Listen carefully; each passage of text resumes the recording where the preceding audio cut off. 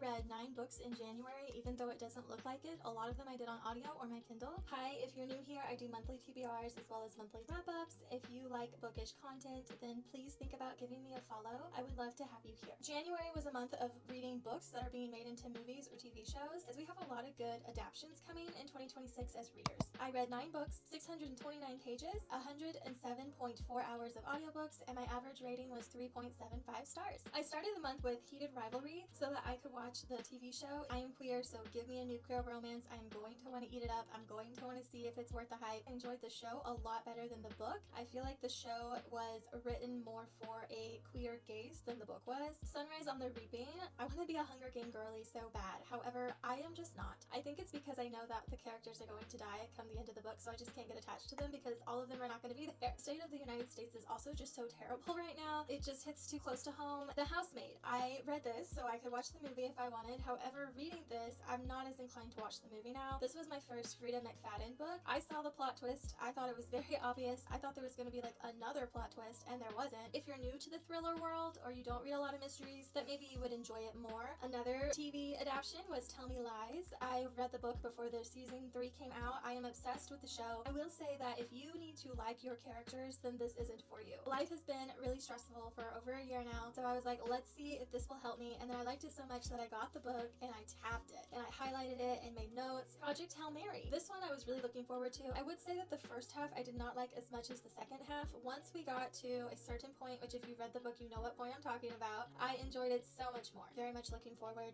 to the movie. Another sci-fi I picked up or read was The Will of the Many. This is a chonker. I am really happy with myself that I was able to get through this. The ending of this, oh my freaking god, I was not prepared. I really recommend you go into this blind as much as you can. Our main character is adopted and then goes to an academy. You still with me? We still have 2 books. People we meet on vacation. This one, to me, no. I watched the movie because my hold on Libby was not ready, and so I actually watched the movie first. As far as like a romance video movie, it was okay. I did go ahead and listen to the book, and I think that the book was worse, honestly. This was my lowest rating of the month. I'm doing a 2026 TBR whale. My first spin, which is Where Darkness Falls. This was very slow. Literally the last 10% of the book where things are moving and you're like, oh my goodness, and we're finally getting some action and answers. I think that this would really have benefited from being trimmed down. I understand that it's an indie author, and so there's a lot of grace for that. Very unique world and very unique creatures and monsters.